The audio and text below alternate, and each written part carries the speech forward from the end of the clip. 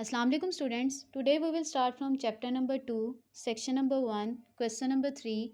Name the processes involved in physical weathering.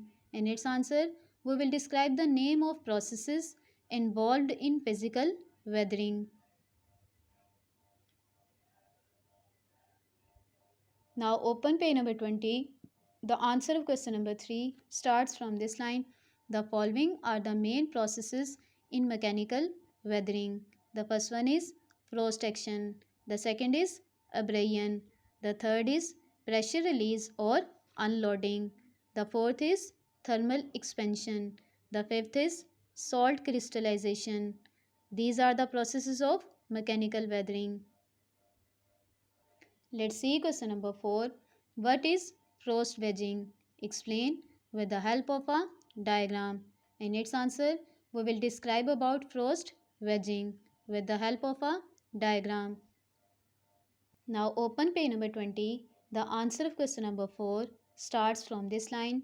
One characteristic of water is that it expands on freezing.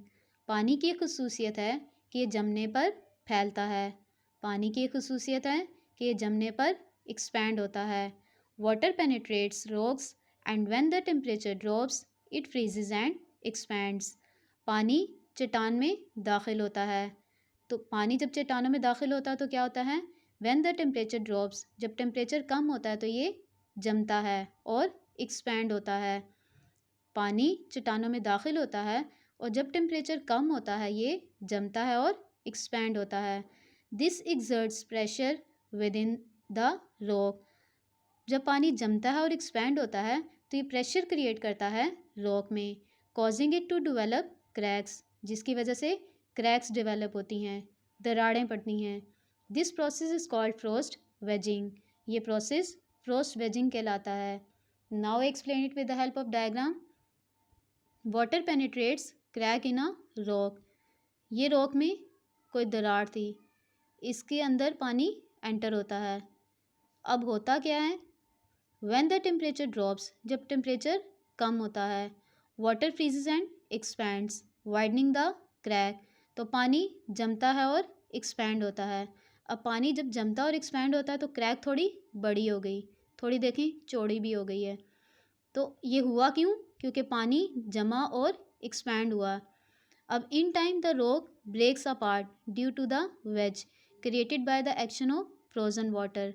Frozen water के action की वजह से, frozen water के ज़्यादा pressure create करने की वजह से हुआ क्या? क्रैक मज़ीद बड़ी हुई और चट्टान यहाँ से टूट गई. चट्टान का ये पार्ट यहाँ से टूट गया. यू कैन सी हियर, यहाँ से चट्टान का ये पार्ट जुड़ा हुआ था और अब यहाँ से टूटा हुआ है. तो ये किस वजह से हुआ? फ्रोज़न वाटर के ज़्यादा प्रेशर क्रिएट करने की वजह से. क्रैक जब मज़ीद बड़ी हुई तो यहाँ से चट्टान टूट गई. तो फ्रोस्ट वेजिंग का प्रोसेस क्या है कि पानी एंटर होता है रॉक्स में और जब टेम्परेचर कम होता है ये फ्रीज़ होता है और एक्सपैंड होता है. जब ये फ्रीज़ होता है और एक्सपैंड होता है तो रॉक के अंदर प्रेशर क्रिएट करता है. जब ये प्रेशर क्रिएट करता है तो उसकी वजह से क्रैक्स डेवलप होती हैं. Let's see question number 5. How does the oxidation process chemically decompose rocks? Now open page number 21. The answer of question number 5 starts from this line. Oxygen, which is abundant in the atmosphere, acts as a chemical agent on rocks and minerals. कि oxygen जो atmosphere में ज़्यादा है ये rocks में मौजूद minerals के साथ केमिकली रिएक्ट करती है, मतलब एक केमिकल एजेंट के तौर पे काम करती है. For example, the rusting of iron is an important example of chemical weathering. Chemical weathering की एक अहम मिसाल है लोहे को जंग लगना. जब बहुत ज़्यादा बारिशों वाला सीज़न होता है तो हवा में मौजूद नमी और ऑक्सीजन आयरन के साथ केमिकली रिएक्ट करती हैं, जिसकी वजह से होता क्या है? लोहे को जंग लगता है. और आपने देखा होगा जब लोहे को जंग लगता है तो उसकी सरफेस क्या होती है? पाउडरी होती है. Rocks like basalt and sandstone which are rich in iron, minerals like hematite which is red and limonite which is yellow react chemically with the oxygen and moisture in the air when they are exposed. Rocks जैसे कि basalt और sandstone इनमें iron बहुत ज़्यादा होती है। और और इनमें हेमाटाइट जो कि रेड होती है और लिमोनाइट जो कि येलो होती है। ये भी मिनरल्स मौजूद होती हैं बसाल्ट और सैंडस्टोन में। अब बसाल्ट और सैंडस्टोन में जब जो मिनरल्स मौजूद हैं, जब वो मिनरल्स ऑक्सीजन और हवा में मौजूद नमी के साथ केमिकली रिएक्ट करती हैं और जब इनके दरमियान केमिकल रिएक्शन हो जाता है तो उसका रिजल्ट क्या निकलता है? This results in a reddish और yellow surface that is powdery and breaks up easily. तो उसका रिजल्ट क्या निकलता है कि रॉक्स की सरफेस क्या हो जाती है? रेडिश और येलो, जो कि पाउडरी होती है और आसानी से टूट जाती है।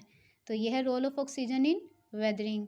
It will start from this line, oxygen which is abundant and it will end at breaks up easily.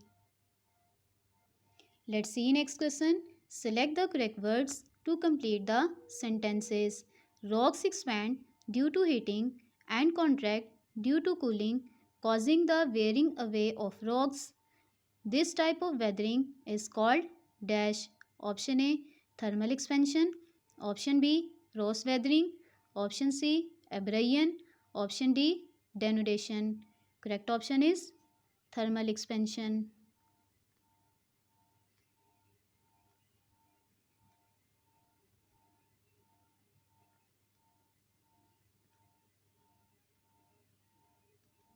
Expansion of rocks due to the removal of a large mass of rock is called dash. Option A, unloading. Option B, frost weathering. Option C, abrasion. Option D, oxidation.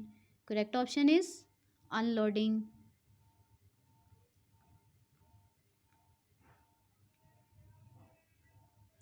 The rusting of iron is an example of dash weathering.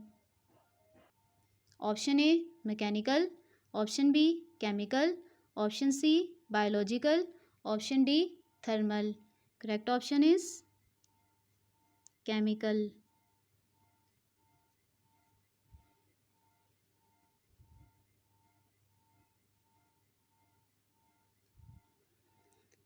Dash weathering is very common in limestone and chalk regions where rainfall is sufficient.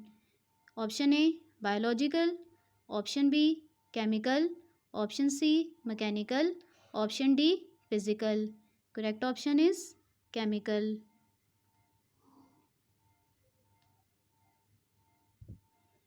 Rocks may dash due to penetration of the roots of trees. Option A, break up. Option B, dissolve. Option C, expand. Option D, crystallize. Correct option is break up.